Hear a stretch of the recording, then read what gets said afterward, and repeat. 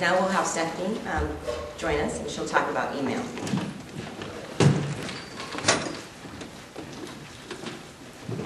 Hi there. Stephanie Agresta, Vice President of Affiliate Marketing from Commerce 360.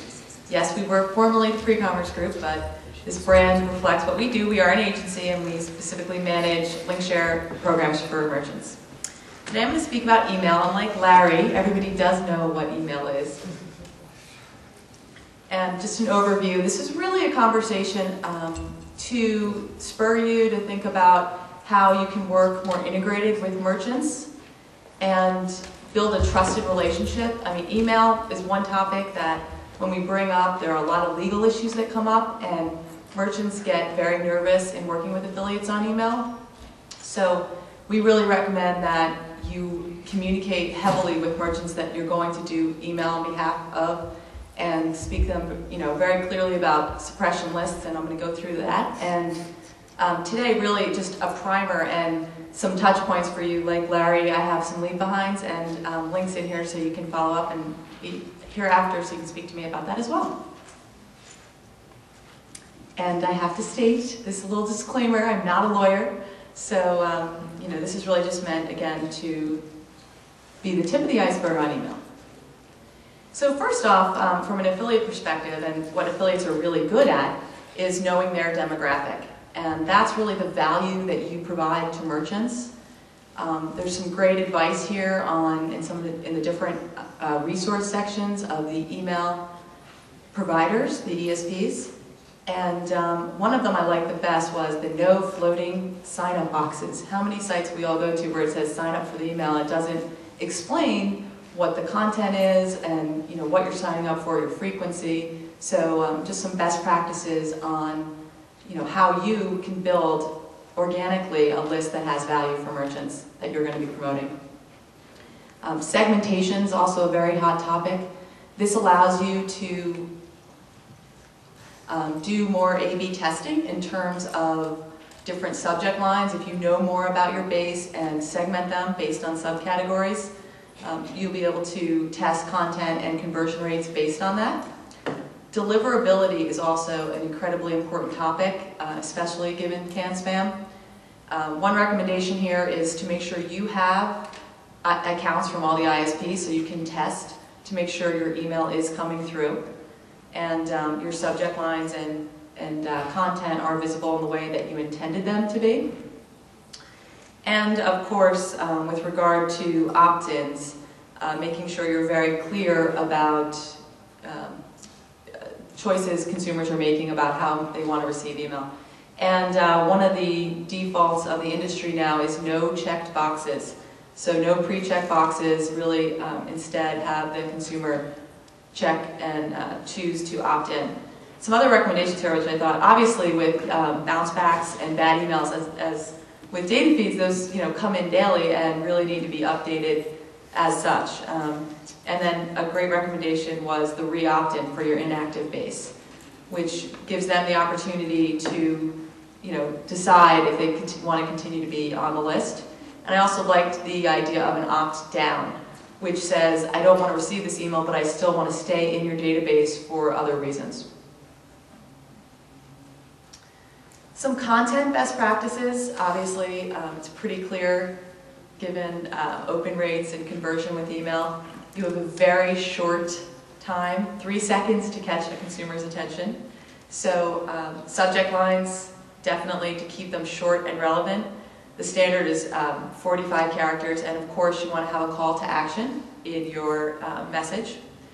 And the two main drivers of whether your email will be opened are the from line and the subject line. So whether they know and recognize you as the sender, it's very important, and whether the subject line is cut off and it actually clearly states what the goal of the email is.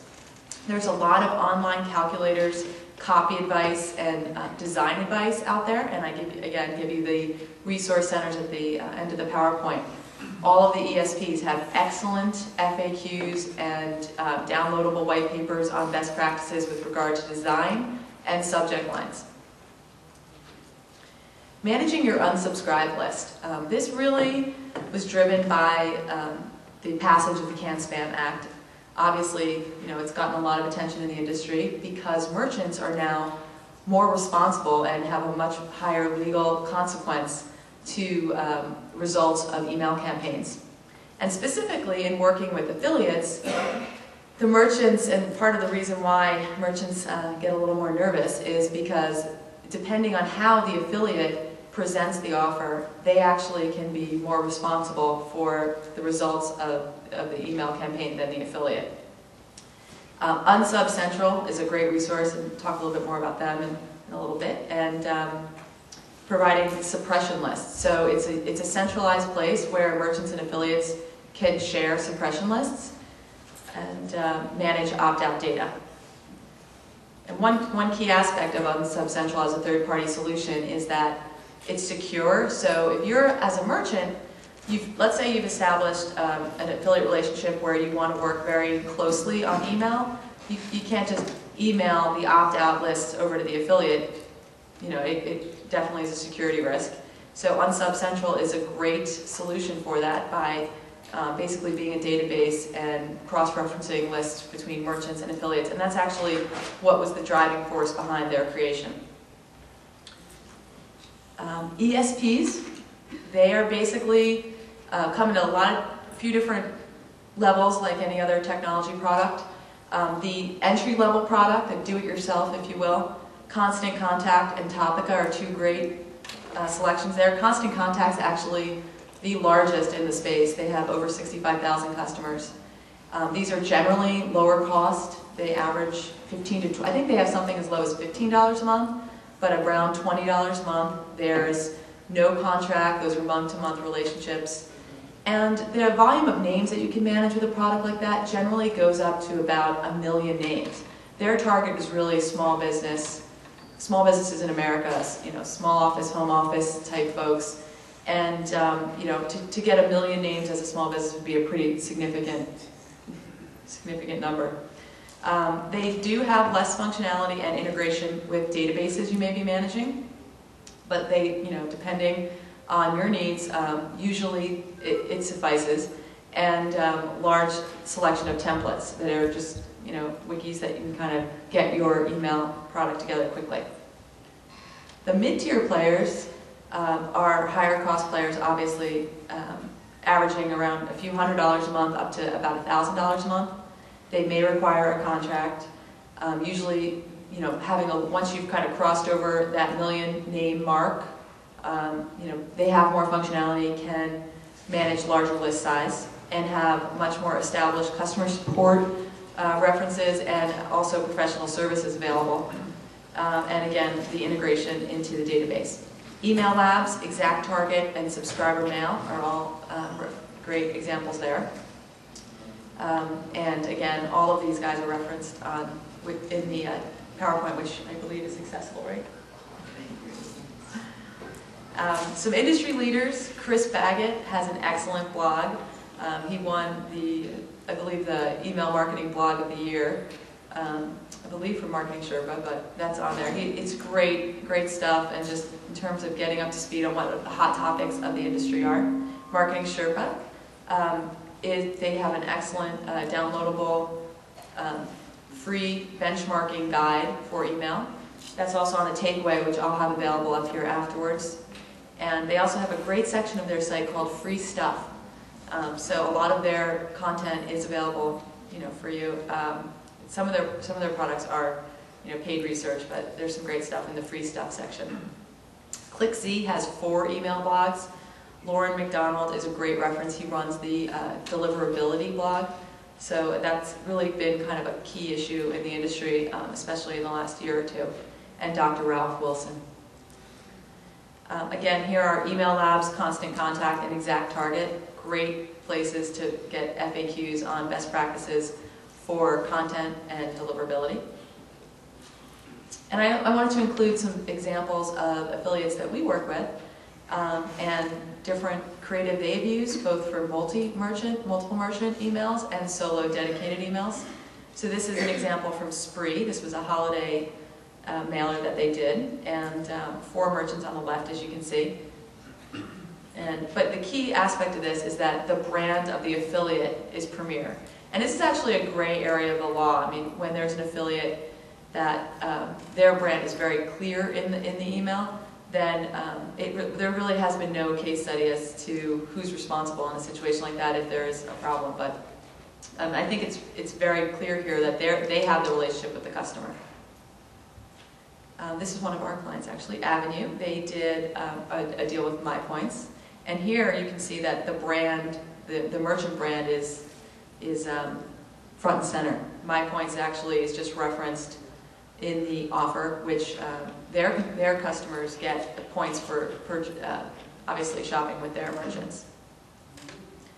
And here's another solo which has the affiliate brand a little more front and center, and the cashback offer, Shop at Home.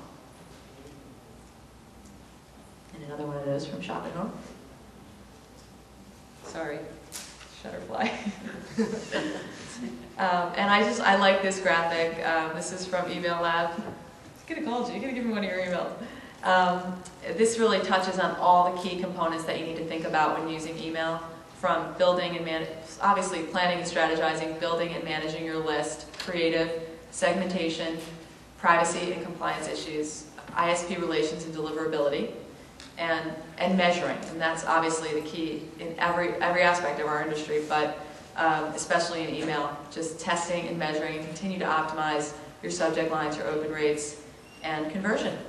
So ultimately, you can build a strong relationship with a merchant and communicate a lot about what you are doing on the email front. Thank you.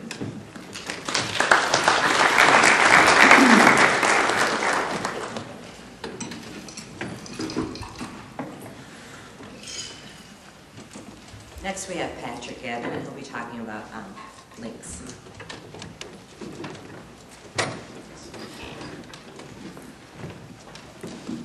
Hello.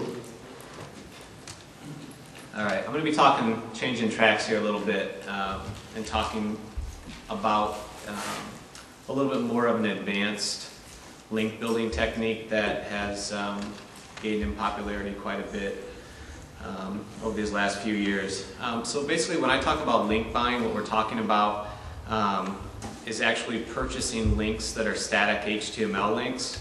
So although many times they may look like, possibly an AdSense or a AdBright, any number of ad system served ads, what's unique about them is there's no JavaScript. It's actually an ad that would be, the result that you're looking for is to purchase a link that is quote-unquote search engine friendly, something that's going to be picked up and counted as a vote back to your site. And as many of you know, a good portion of the search engine's algorithms is based on link popularity, which is a measure of the volume and quality of the links back to your website.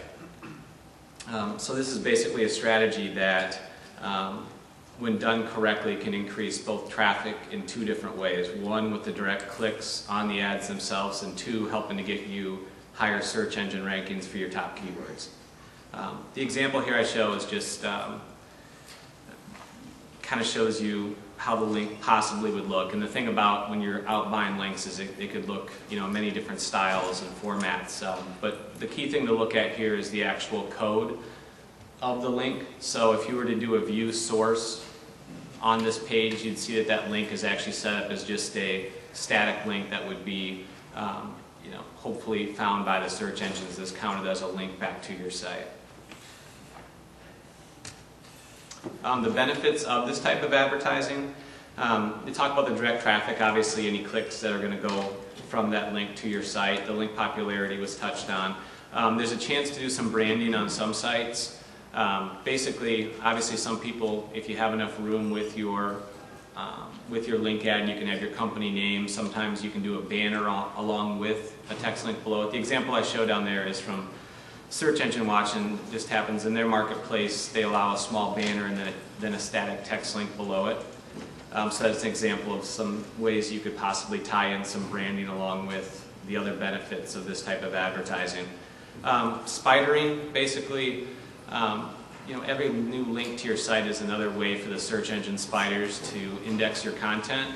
I'll get into it a little bit in a later slide, but basically many people use these type of paid links to jumpstart possibly a new site to get it indexed quickly in the search engines, or they also could be using it to deep link into content that's many levels down on their site, looking to get more and more pages picked up by the engines, and obviously with the hopes that you're going to get some rankings from that. The two big things, in general, the two things to look at when you're evaluating potential spots to purchase links are going to be the traffic and the link popularity of that site. As far as traffic goes, a real general indicator would be the Alexa data. As you guys know, it's a pretty skewed number, but what it does do is give you a general idea comparing site to site if a site's actually getting some traffic or none at all. So if you use the Alexa toolbar and a site has an Alexa of 15,000 compared to a site that is at 500,000, there's a pretty good chance that the lower number is going to be receiving significantly more traffic. A better indicator, of course, is if you can get a hold of the actual stats from the site via Media Kit, or they'll have it published on their site somewhere. In the end, it's all going to come down to evaluating, though, what you're seeing from a traffic standpoint. It's one thing for a site to get a lot of traffic, but if it's not trickling its way down to your site, then obviously it's not doing its job. On the link popularity, obviously the most popular general gauge of link popularity is PageRank. So if you have a Google toolbar, a quick check to see what the page rank. Obviously, the higher the page rank, generally the higher the link popularity of that site is. And kind of the concept is the higher the quality of link popularity on that site that you're getting the link from, the more benefit it can pass on to your website. So that's why PageRank's used as a good general indicator. A better indicator many times, if you really want to dig into what's going on, is doing a link search on Yahoo. It seems to give the most accurate picture of how many links and the type of links that a website is getting to its back to it. This is probably the best example of a real common, as this industry kind of sprung up, especially with the higher page rank sites, many of them really got greedy, if you will, and would sell a link to any site possible. So here's a site that was actually a physics forum that's selling to a number of sites, online pharmacies, casino, along with, and there's nothing wrong with selling links to those type of companies if that's the common theme of your site, but when you're mixing it in with snowboarding and cigars and real estate, basically it kind of goes back to the concept of the kind of neighborhood that you want your site associated with. So when you're buying links, when we get into the actual tips here, really if you start as a general rule is really going with relevancy. So if you ignore or don't put as much emphasis on the page rank and the other factors, and really look and start with relevancy first. So if you have a site that's on sports tickets and you're looking to build deep links into unique, Los Angeles Dodgers tickets or whatever the sub-page within that site is, going out and identifying some strong sports sites, sports blogs is the best way to go. The best way to go is always going to be relevancy.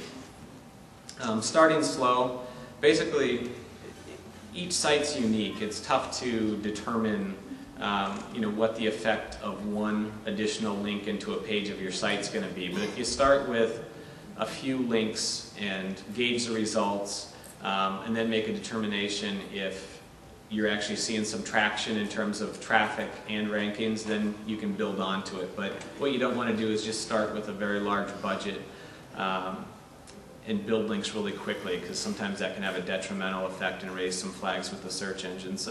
Just touching on pricing, generally these type of links, whether you're going through a marketplace or if you're going direct to independent publishers, many times they're going to be priced on a flat rate per month. So what you're doing is, possibly a link on a site may be, $100 per month, and what you're doing is you're paying for a flat rate run for 30 days.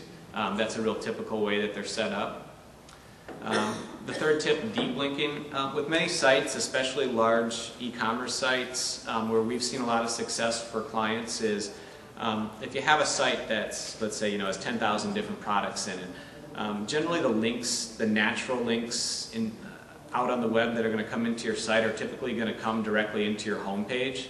So you have your home page ranking for some top tier keywords, general keywords, and then you have your sub pages with the product pages, whatever they may be, ranking pretty well just because of the general overall link popularity of your site, and your site obviously all linked through your navigation or your sitemap. But where we've seen a lot of traction is, so you have that scenario, but what you're missing is receiving many deep links, other sites linking directly into some of your top product pages. So one way you can use a strategy like link buying is to supplement the natural links that are going onto your home page and purchase some links directly into top sub pages that maybe you're sitting at the top of page 2 or low page 1, and obviously it'd make a big difference getting onto the top there. So that's where we've seen a lot of traction. Basically with link buying, it's hard to take a site that you start tomorrow and purchase links and drive it up to #1 for a keyword. It's a big mix that you need of links out there, and purchasing is just one way. Obviously having great content and getting natural links is your first option and the best option. But to supplement sites when you're sitting on page 2 and page 3 and need a bump, that's not happening on the natural end, the link buying seems to be really effective there. Measuring results, obviously in the end, as with any campaign, you need to really measure what kind of return you're getting. Obviously, anytime you talk about natural search, it's something that it's tough to quantify as the bottom line. It's not an exact science yet in terms of moving up 3 positions and paying $1,000 for those links that helped you get there. So basing it on traffic and your rankings is the best way to go. From a traffic standpoint, obviously you can look at your referral logs and see the direct traffic getting referred over to your site. And from the ranking side, most of you guys know your rankings really well and know where you're at, where you started the program, and hopefully can attribute some gains based on those link buys that you're doing. So I think that's it, guys. Thank you.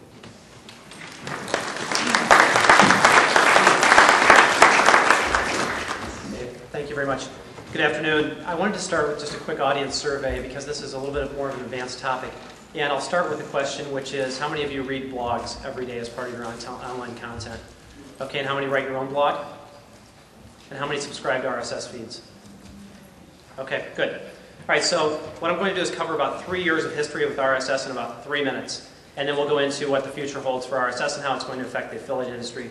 So the diagram up on the board is really, how did we get to this point where we hear more about RSS today than we did a couple of years ago? And Larry mentioned this in his setup, and I'm glad we had a chance to start with data feeds, because in affiliate marketing, we've heard the word feed for several years now. Most people that are online haven't heard the word feed before, and to them, feed is RSS and a way to get syndicated content. So we definitely want to differentiate the two. And the biggest difference is that RSS is structured content that's ready for end user consumption, where a data feed, something needs to be applied to it to make it available to an end user. In 2003 was about the time that we saw the big proliferation in the number of blogs, just the sheer supply.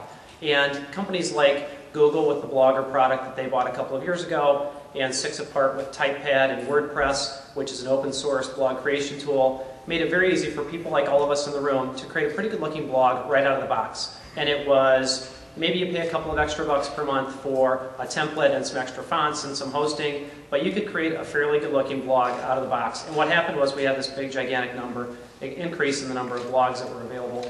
The issue with blog consumption is not finding them. Search engines popped up to help us find blogs, and they started to creep into our online daily content consumption.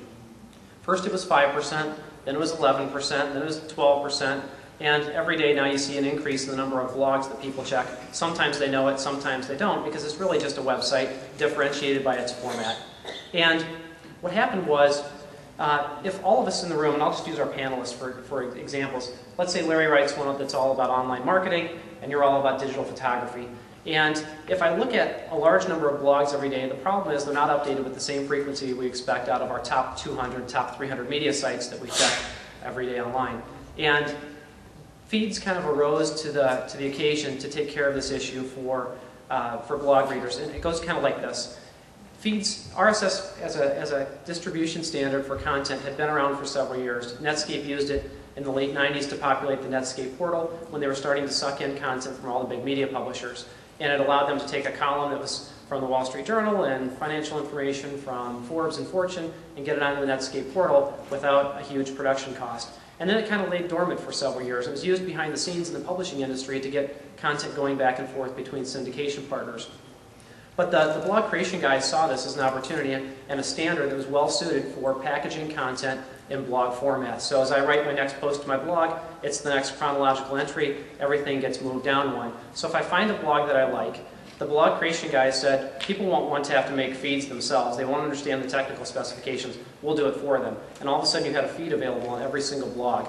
And up popped this whole little industry around feed search and feed readers. And we went from having to download software that plugs into Microsoft Outlook and onto your desktop to read blogs, to read feeds, but to things like Bloglines and MyYahoo and NewsGator and services like that. So the days of needing to download software to read feeds are kind of gone. You can now read feeds using web-based services. What happened was in 2006 now, you can find feeds in lots of places. Pretty much every media company makes feeds available. You may not recognize it right now, but hopefully in a couple of minutes you'll know where to look.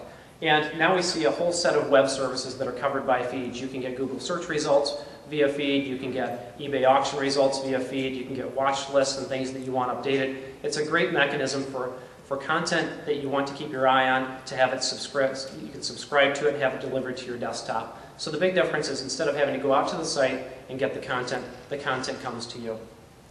So what happened was we had all these blogs that became very popular, and some of these logos you may recognize. There are now about 39 million of these things that Technorati tracks for blogs.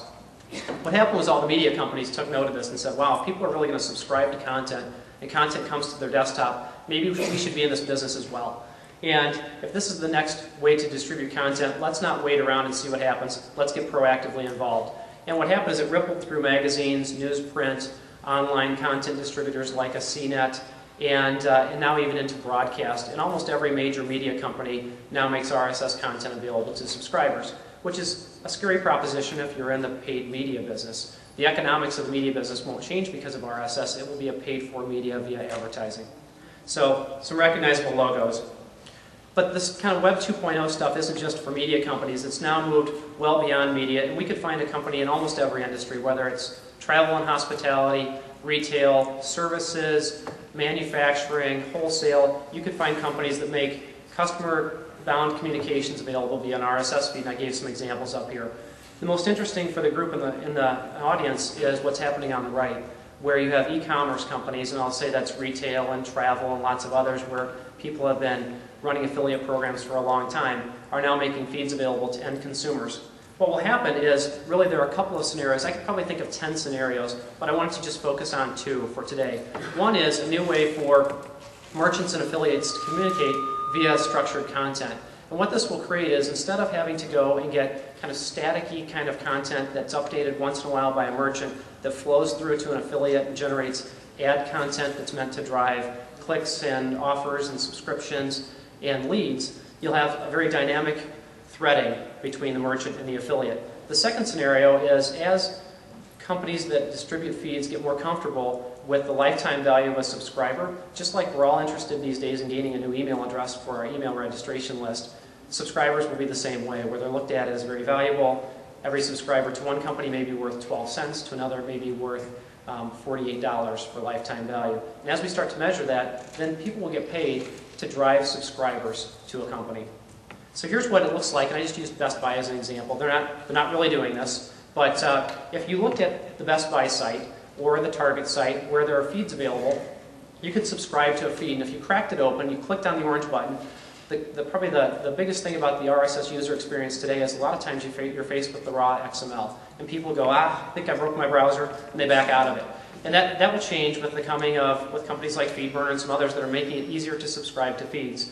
But I can subscribe to feeds of offers from lots of different merchants today, and they can be things like new arrivals, current markdowns, daily specials. And the merchants will have to make decisions about how many feeds do we make available, what's inside, what are the offers, how frequently do we update them, how do we work them into our navigation. They'll figure all that out. And then people will start to subscribe, and instead of getting email alerts, I'll get an email from the companies, I'll get rapid updates as offers are made available in the RSS feed. Now as an affiliate, I could subscribe to an affiliate type of set of offers and use that to drive what I offer on my site to try to drive action. And I just circled, you could actually create that ad from the structured content in an RSS feed.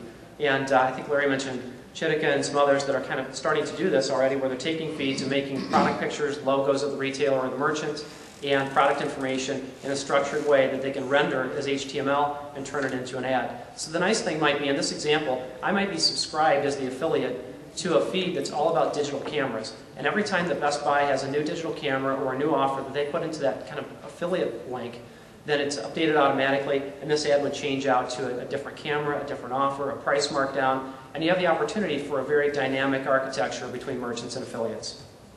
Okay, on to scenario number 2. This is all about subscriber acquisition. So whether you're a media company or a merchant, there are going to be companies that start to get ahead of this and figure out what the value is of gaining a subscriber. And just like you get paid 85 cents today to get an email registration, you'll get paid to obtain a subscriber for a publisher. And this is more broad because it could apply to media companies, bloggers that are trying to build a business, certainly e-commerce companies in a variety of industries, and you get paid on this cost per subscriber, and all this would be measurable, where you could track it all the way through. They click on an ad, they subscribe to the feed, over time they interact with the content, and everybody's happy. So how to get started? 6 months ago, we probably would have had half the hands in the air that we had earlier on people that are familiar with RSS, so it's getting easier. The RSS links that you see on most sites are little orange chiclets. Publishers don't really know where to put this in navigation yet. You'd find it up at the top left, the lower right-hand corner. It's kind of all over the place. But now that you're ready to look for it, look for RSS, XML, RSS feeds somewhere on the page and start subscribing. So if you're a merchant, make feeds available, put some offers into them, see how consumers adopt them, make sure they're promoted on your homepage in the right place so that people, the email registration box, there's kind of a standard that's arisen over the last few years, and you can go to almost any retail site and know that on the homepage there's going to be a spot for you to drop in your email address, hit the go button, and you're subscribed to the list. And the same will need to be true for RSS if you really want to get an accurate trial of how many people might subscribe to this. And then if you're on the affiliate side, the best way to do this is just start to consume some content in RSS format, which is download a feed reader or register with a feed-based service. You can have a blog lines account in minutes. You can search on different types of content. If you're a MyYahoo user, you're already doing this down at the bottom where there's a little box on the homepage that says, I want to look for content around online marketing or World Cup soccer. And up comes a list of content that you can subscribe to. That's RSS behind the scenes providing that linkage. That's a way to get started. I think it's going to be a very exciting time for merchant and affiliate relations because now we've got structure and a way to communicate more effectively than static stuff we've been doing for several years. Thanks.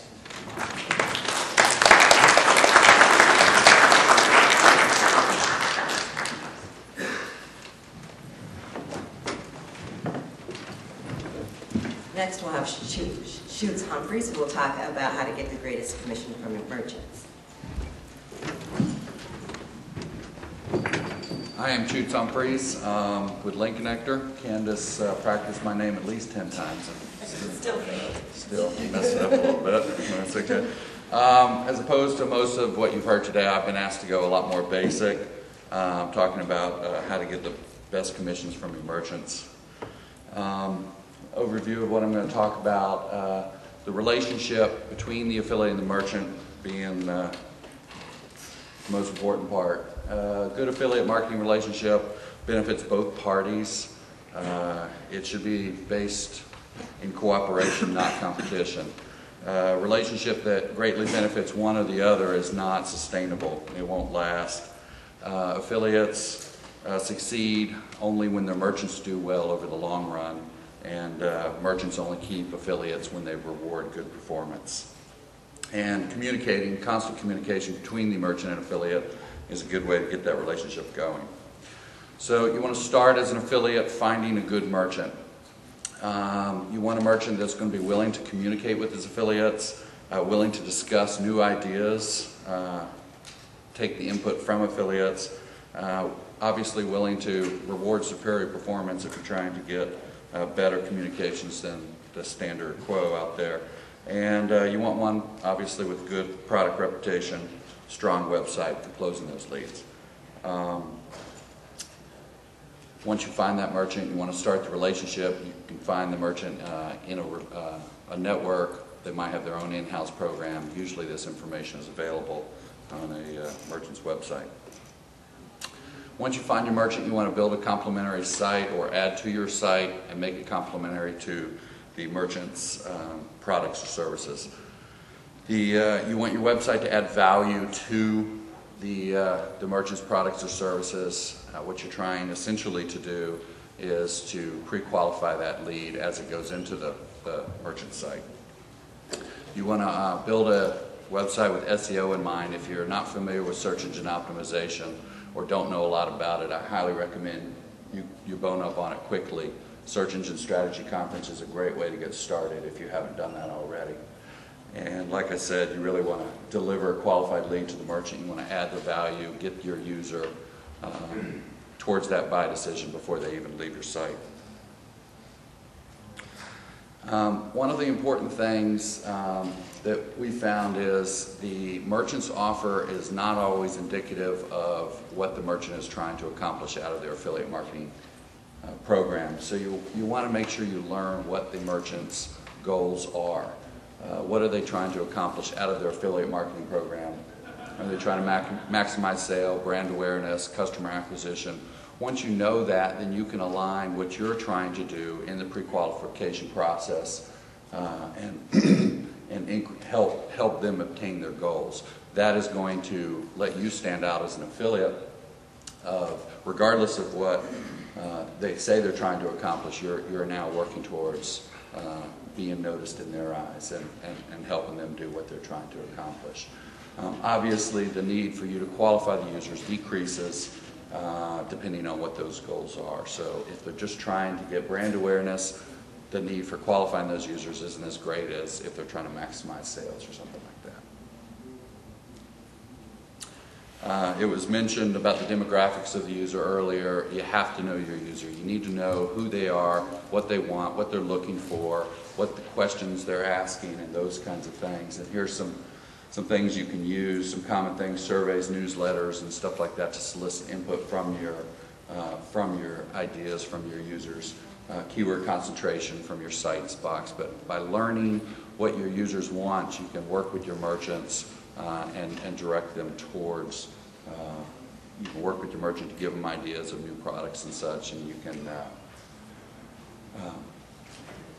help that merchant realize their goals. Also, as you learn your users, you might find there's opportunities to add different types of merchants to your sites so that you can join new programs and stuff like that.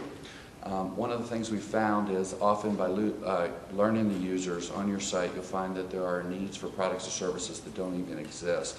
Back to a cooperative merchant, you can work with that merchant to develop those products or services and get those on the web. Track everything. You have to know where your traffic comes from. You want to measure your conversion from the various sources, as Patrick indicated. You got to know where your traffic's coming from and how that traffic's doing for you.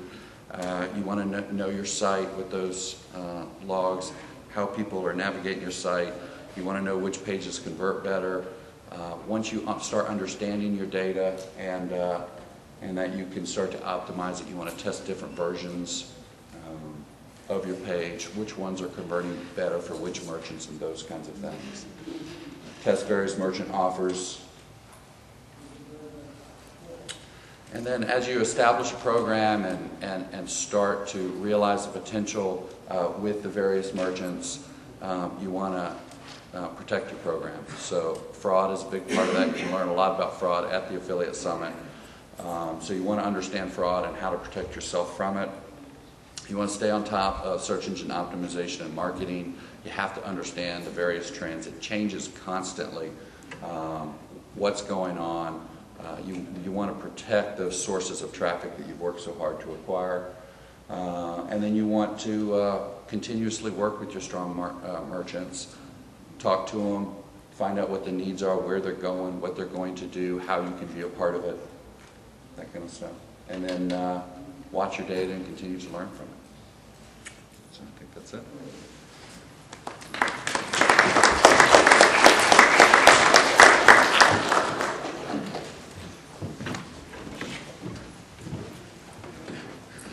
Now we'd like to take some questions for the audience if you have any. We have a woman with a microphone there, so if you want to just raise your hand and she'll come around and we can get your questions.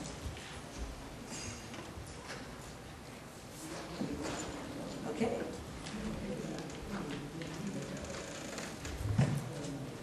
So if there are no questions, I think we can expand the dialogue that we've been having here on some of the topics. One of the things I'd like to point out as far as how to get more commissions from your merchants, I think that Shoots did a really good job of talking about that. But I think one of the things I'd like to stress that with some of our top affiliates is having that dialogue.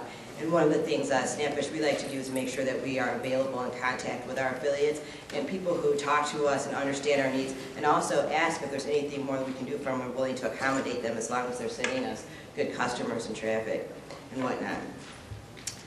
And I thought I may have saw a hand there, so there's still no questions. Is there any? Oh, go ahead. I have a question. Okay. So among your affiliates, what's the concentration like among your biggest affiliates versus, is it an 80-20 rule, or how concentrated is your affiliate program? We are operating at the 80-20 rule right now, but I think as our program grows, and we acquire more affiliates and more people go into the top 20% bucket, and one of our goals is to totally work on that and make sure that we have it more of an even distribution. That applies to our merchants as well. It's pretty much across the board. And I think it goes back to some of more affiliates are more actively involved and engaged with us, and those tend to filter to the top. But we also try, we use the core producer strategy. So we're basically, when working with our merchants, trying to establish a large base of affiliates that produce for you, not necessarily, in your top 20, but really focusing on that 80 as well, so that that group gets even larger. I have a question for Patrick. This is Brian Caldwell from Commission Junction.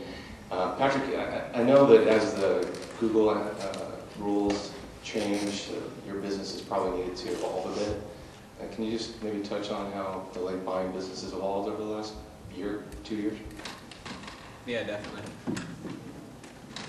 I think the biggest difference in terms of strategy of where it was, particularly in 03 and 04, basically when the industry first shot up, really going out and purchasing links on just about any higher page rank type site, not dependent upon the relevancy of that site, was going to do you very well in the search engines, shoot you right up there, in a very quick manner. And really the biggest change is the link buys that are untargeted, like those that worked a couple years ago, are not working today. Really what seems to be working best are starting with relevant sites, but also many times going after the blogs and the more independent publishers, kind of the things that are a little bit more under the radar and seem much more natural. It's much more natural for a website, probably like most of ours out there, to receive links from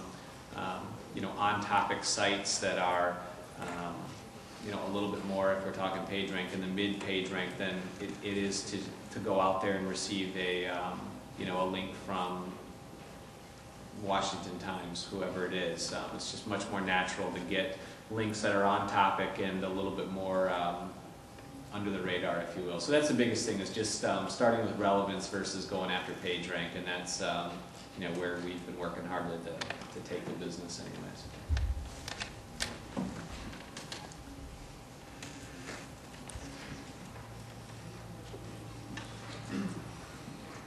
I have a very basic question. I am brand new to this. I'm a website developer, and I'm actually looking at this as to incorporate it into some of my client sites.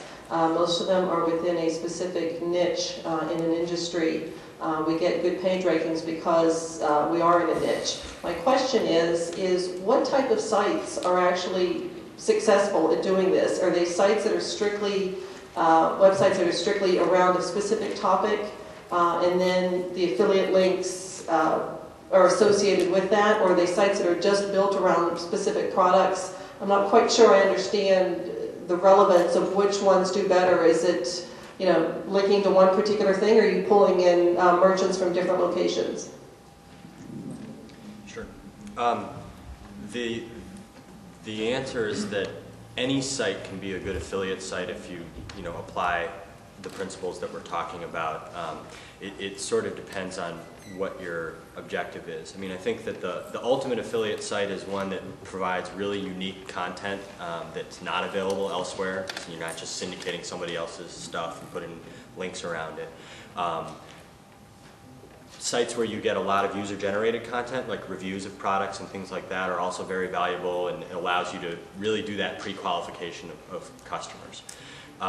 But that said, I mean, there's tons of strategies. I think the best way to figure out what works for you is to do a lot of searching on the search engines, find other affiliate sites who might be in a similar category as you or an analogous category as you, and see what they're doing, and really, you know, I mean, if you do a search on Google or Yahoo, you're going to be hard-pressed not to find an affiliate site in the search results. So doing your market research is pretty easy these days, but that would be my advice. Yeah, I would absolutely agree with that, and I think that the value of those niche sites that you're talking about is it gives you the chance as an affiliate to really know, going back to knowing your users and what you're talking about in that niche. It gives you the chance to add that value to ultimately the merchants that you'll align yourselves with around that niche. And so I think we find that those sites are extremely valuable because the conversion rates are so much higher. It's like Larry said, it's original content and those kinds of things, which when a user comes to your site, they're trying to learn something, they're trying to figure out a problem, and those sites generally do well to help with that problem. I'd just add, you know, users aren't dumb, and there is a lot of duplicate content out there. So if you are trying to, you know, if you're just dressing up content you've got from somewhere else, people are going to figure it out pretty quickly and find another site. So. Hi, I'm Chuck Hemrick. I'm an affiliate manager for Ancestry.com, and I wanted to make a comment that as affiliate managers, we're always trying to reach out to our affiliates. We're trying to find new affiliates. We're trying to optimize those in our program. And when you make the comment of how do you get a higher commission, just ask us. We spend more time trying to reach out and less time communicating other than, you know, we're hitting our top 10, our top 20, our top 50. I would love to have affiliates come to me and say, you know, how can I plug into your program? What can I do? If I can do something a little different or try something, can you maybe give me a few more points commission? And I'm willing to bonus affiliates that are trying new things, especially RSS. We're seeing on a lot of different fronts and talking to a lot of my peers that affiliates are experimenting with it. They're starting to get some indexing on the search engines. And, you know, if you come to me and say, how about I try something for you here? If it's successful, I'll definitely pick you some extra commission points and maybe some extra bonus on top of it. So just ask. I have to agree with them. I think the real key is to emphasize if you're doing something different or you're willing to go above and beyond. So I think a lot of us aren't going to be willing just to pay for doing the same thing, and just because you say, you know, I want a couple, you know, extra dollars here or there for commission. But if you're willing to do something or go beyond, if you're willing to do email or feeds or anything like that, we're definitely willing to help try it out, or even search engine marketing or whatever it is. I had another point unless somebody else wanted to say something, but you need to make it possible for marketers or networks to find out who you are and contact you. In the past, affiliates have been many affiliates have been pretty secretive about what they do and how to get in touch with them. If you're doing things above board and you're doing good things, people are going to find your site and they're going to want to talk to you, and there should be no reason to hide your identity. You really need to find put a contact us form on your site or something so that merchants who want to work with you can get in touch with you. That is actually for us a frustration. I mean, even though contact information is in Linkshare, for example, which is great, a lot of times, you know, smaller affiliates won't return phone calls, and you know, we're very persistent. But you know, it's really the main message is just absolutely do not be afraid to reach out and speak to the program manager. We actually love it, so it's a good thing. And be sure, I think, to work your contacts too, because even here I hear people say that they have a hard time contacting us. I think our team is fairly accessible, but if you're working through a network, contact the network and say that you want to talk to Merchant X, and they'll be sure to make the contacts for you. So be sure to do your best to reach out to if you really want to work with someone, or if you're getting good results for someone and you're wondering how you can make more money or just get a hold of them and figure out what you can do together, or to understand them better. Well, you know, to understand what their metrics are, because I think that's another key thing that she's talked about, is if someone's after customer acquisition or branding or whatever it is, if you understand that or make that contact to reach out to them and understand what they're doing, they'll be more willing to work with you, I think, and help you earn more revenue there.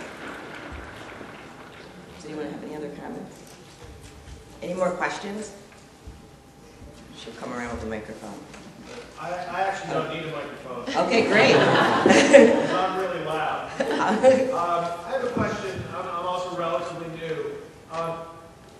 Would you say from a strategy perspective, is it better to have one affiliate per page or one affiliate in a space? Should I only use, just as an example, in a photography kind of thing, only use Snapfish, or use Snapfish, I don't know if you have them. I'm sure you have a competitor, but I don't know who it is. I have a lot of them. I don't know if I can be objective. Someone might to answer this. You use some other photo site as well to join all the affiliate sites, or you just really focus on one, very specifically kind of pick what would you suggest that as a strategy? I think it very much so depends on the content of the site and who your audience is. But that said, one of the things I said is, know your traffic, track everything, and then start to optimize. And I think you can discover through that process what's working better for you. We've seen lots of affiliates, and I've actually had some past affiliate experience where we found when you talked about everything that was out there and align yourself with all those various merchants, then the customer feels less of a need to leave your site and go find out more about the competition. Maybe he's getting all that information on your site and can make that buy decision before he ever leaves your site. That may work, or it may work to have several pages and randomly show them and figure out which pages work and which merchants are working in that uniquely identified space. So I think it largely depends on what you're talking about, who your users are, what they expect out of your website. How's that for vague? That's good. I think with us, we do have competitors in our space, and there are some affiliates who line us up on a page, but what we try to do is be competitive, so you don't have a better offer than the other guy. And then, it's really, in our space, it is really competitive because someone might pay more, or someone might offer revenue share and someone won't. So we all try to, stay competitive in those cases. And we do have some affiliates that just stick with us. And there's reasons for that too, maybe because we're accessible we're easily accessible, they like us for whatever reason. We appreciate those people, and so we do have some that work with us exclusively. Some merchants will try and they may give you preferred pricing if you do work out an exclusive arrangement also, especially in very competitive industries. My name is Brent. I'm with CSMO.com. I sell concert and sports tickets online. I've been selling tickets for 4 years, working under established ticket brokers with their sites already showing, top 10 in Yahoo and Google. And I just started my own site about 3 months ago, and so the whole web marketing thing is new to me. I keep hearing, know your product, know your clients, which I do, and I keep hearing about content-rich pages. But what kind of content can you have on a ticket website? For example, if I'm looking for Miami Heat NBA Finals tickets, all I know is that I'm looking for tickets. And I necessarily don't want to go to a site and read about, all these articles and blogs. I'm just looking solely for tickets. My pricing is competitive and, comparable to other ticket broker sites. So, and I built a customer base in South Florida, which I'm out of. I work venues, I market there, I sell clients tickets. They come back for other events in South Florida. So I can retarget them that way. But how do I retarget a nationwide customer base that I don't have access to, face-to-face in person? In terms of the sporting stuff, I don't know as much about, but in terms of the concerts, fan reviews of concerts, what different content that may be available from even the artist site as well that is distributable, and recommending seating, things like that.